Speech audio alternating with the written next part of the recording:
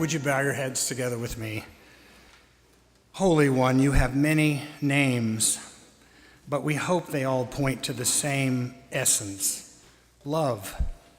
Love. If you are not love, and by this we mean unconditional love, then it might be better if we stopped using any of your names, because our world is not dying for lack of prayer, but for lack of love. So we've come to this place, Lord, a place set aside to be the real social network, that is, real bodies in real time, having real conversations about things that really matter. How blessed we are. There's plenty to worry about, but we left houses this morning that were dry and warm and have indoor plumbing. When is the last time we gave thanks for this? Most of us drove an automobile to church this morning. When is the last time we gave thanks for this? There was food in the cupboard when we opened it, and we were not walking on dirt floors, listening to our children cry from hunger. When is the last time we gave thanks for this? We do not live in the pile of rubble that used to be Syria, or in exile as a Rohingyan refugee driven from their land because they used the wrong name for you. We're not a woman in Afghanistan or a woman in so much of the world subject to constant abuse. When is the last time we gave thanks for this?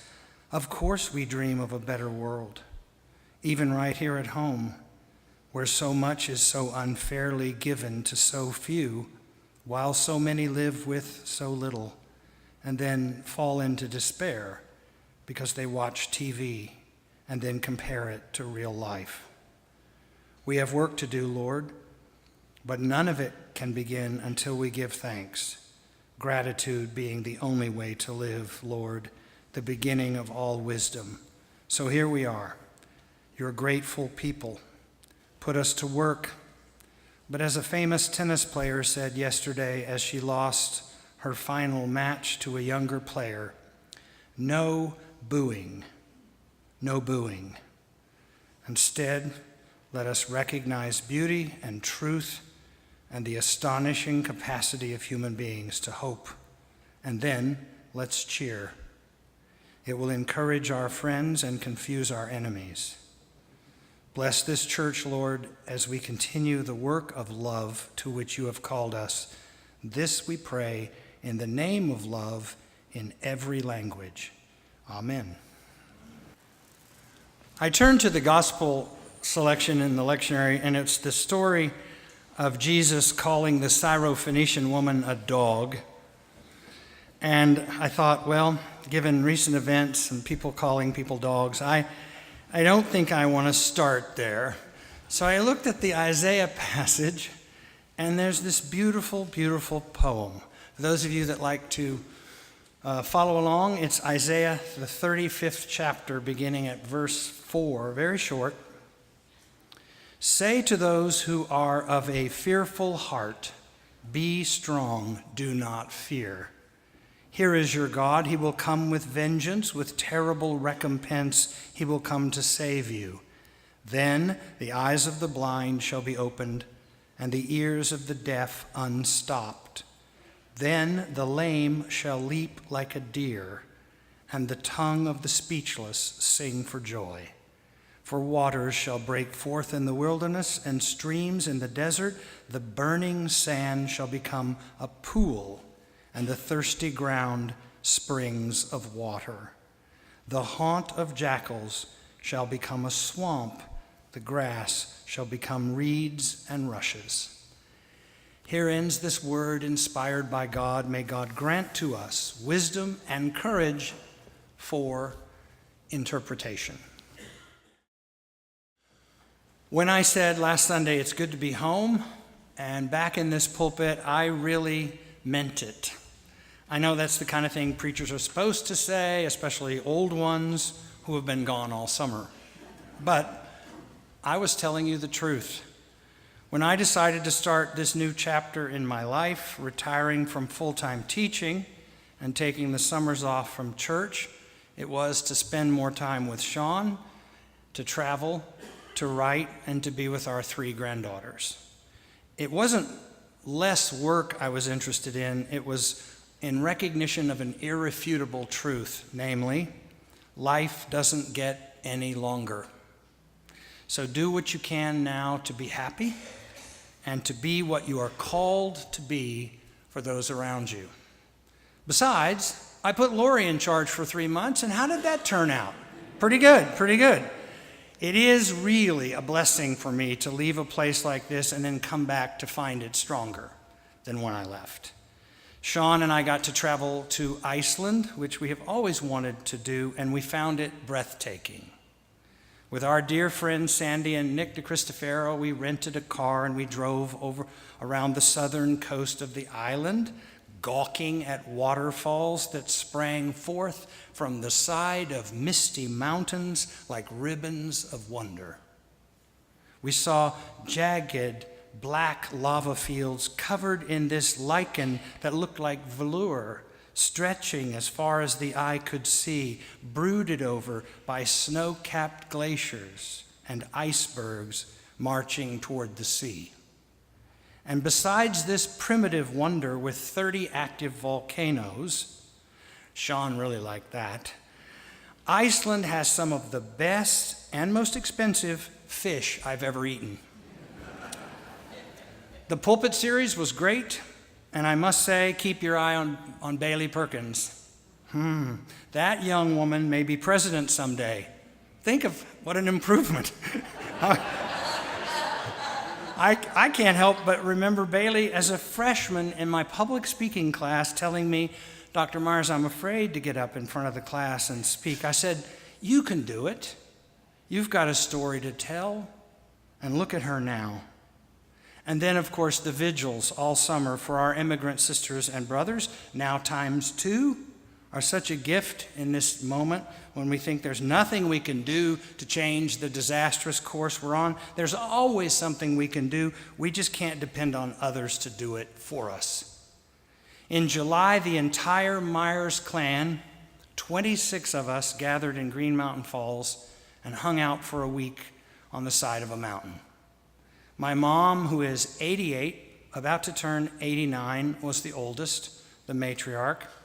Our newest granddaughter, whose name is Eleonora Louise Magnolia Ewald, is the youngest, whose middle name is my mother's middle name, sitting there on her great-great-grandmother's lap, while the cousins ran laughing and playing in the cool of a Colorado evening. It doesn't get any better than that.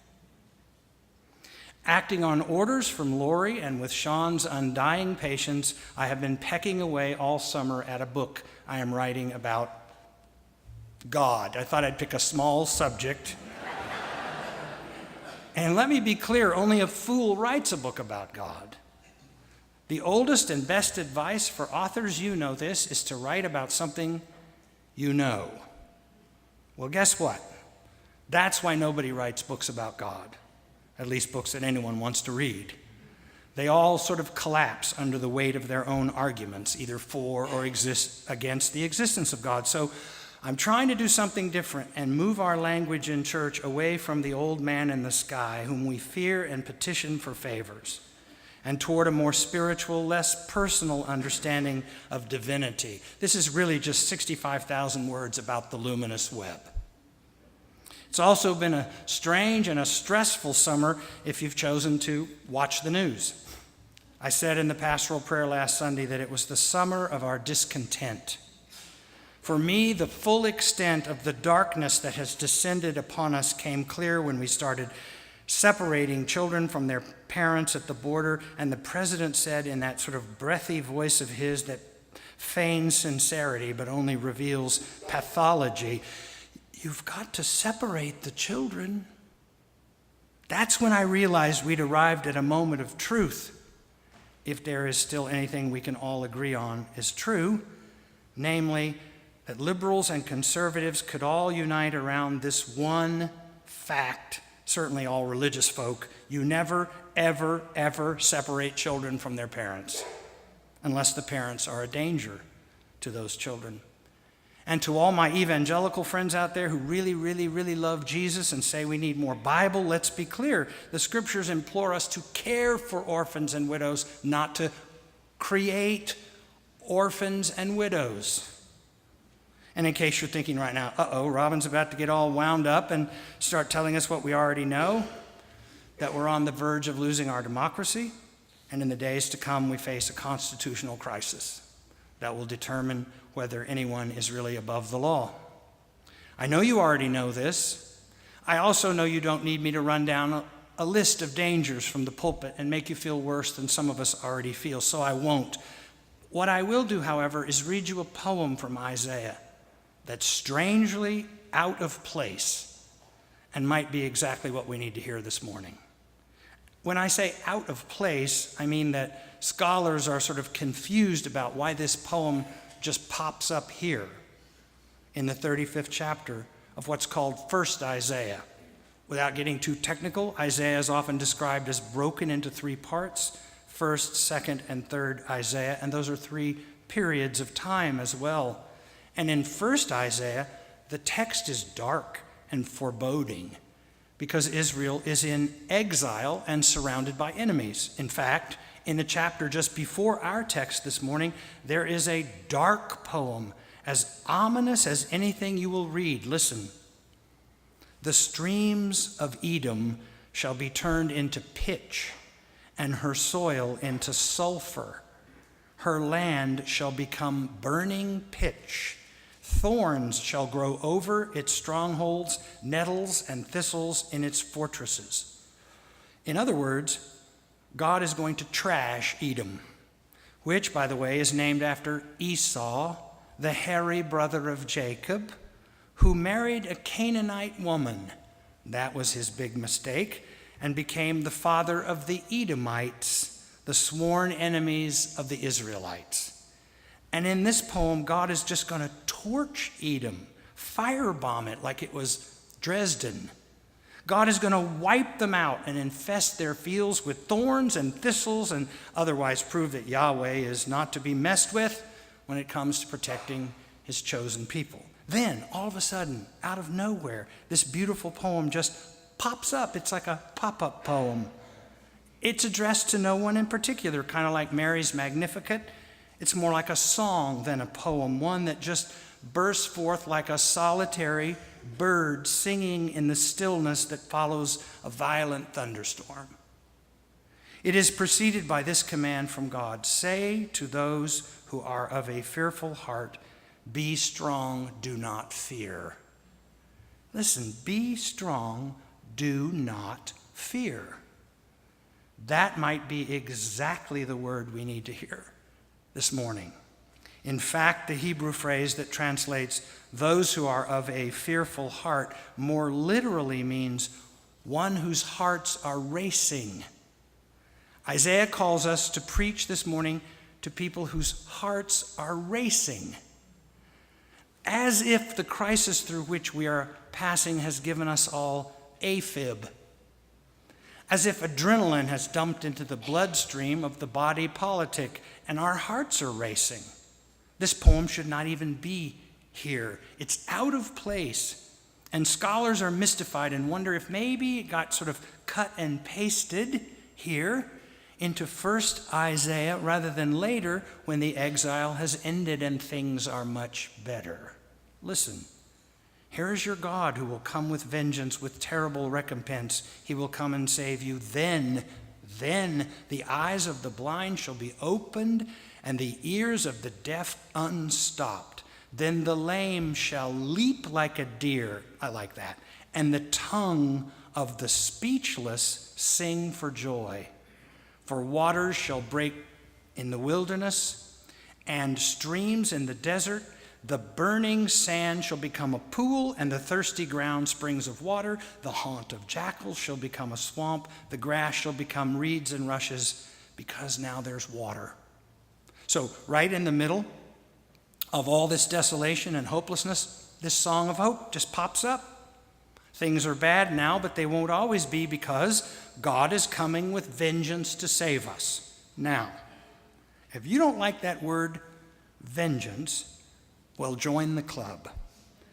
It sounds like a God of wrath, but the Hebrew words here refer to retribution by a legitimate authority, retribution that brings, listen, liberation to the oppressed, freedom from a situation of need, and the restoration of justice. Now, that kind of vengeance we could use. This is not punishment Isaiah is talking about. It's restorative justice Isaiah is talking about, where finally the violence comes to an end and there is enough for everyone. Since this is not the path we are currently on, maybe we should reconsider this whole idea that God's going to save us, because I don't really think that's how it works. I think we will save ourselves by acting for justice, by restoring the most basic virtues of civility and honesty and integrity, and by making sure there really is enough for everyone. By the way, did you know there is enough for everyone? The model of God that has dominated the church for centuries is this supernatural deity that comes to rescue us, that does for us what we cannot do for ourselves. I don't believe in divine rescues. After the Holocaust, I don't know how anyone can believe that. I believe we do the work inspired by God. We organize and advocate and live lives of justice and sacrifice and humility, and then the Spirit of God completes the work in a world where everything really is connected to everything else, and that, in a nutshell, is the thesis of my book. We are not helpless. We made this mess, and we will have to get ourselves out of it. And by the way, I hear a lot of talk about personal responsibility from my conservative friends, but at the same time, a lot about how God has everything planned out and there's nothing we can do about anything. Well, which is it? Let's do this.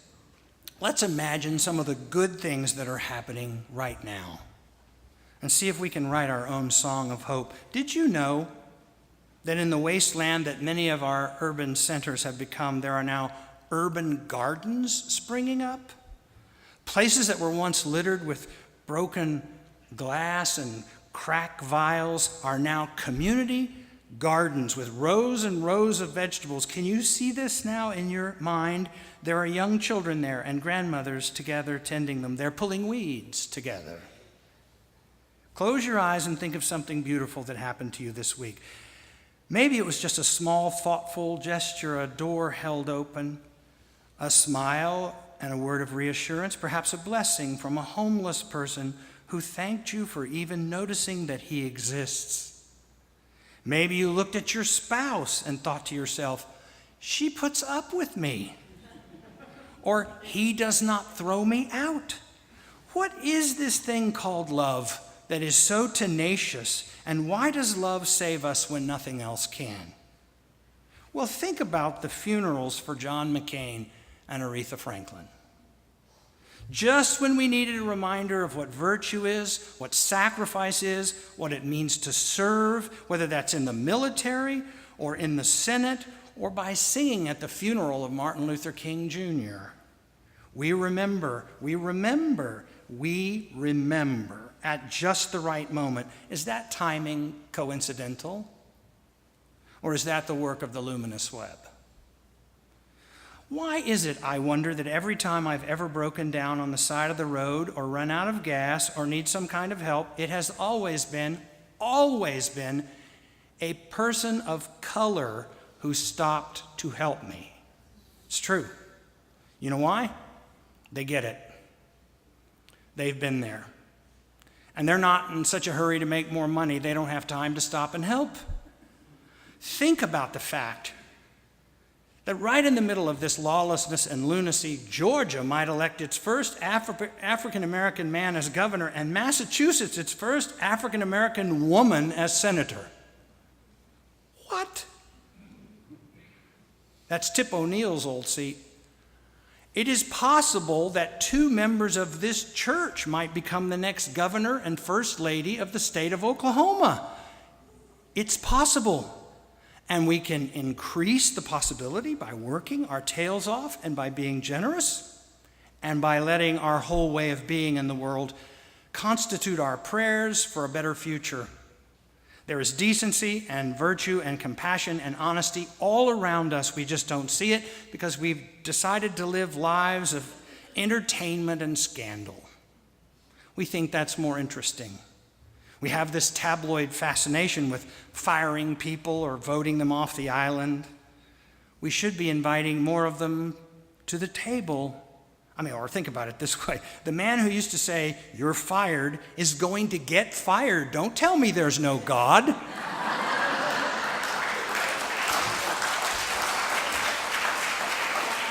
So let's go in search of our souls and the soul of this country we love.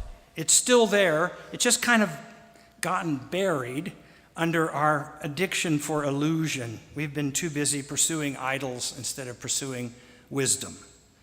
And Isaiah dares to speak a word of hope to us this morning that's out of place, a word that refuses to wait until things improve. By the way, that's not a bad model for the church. Speaking a word now whose hopefulness is out of place.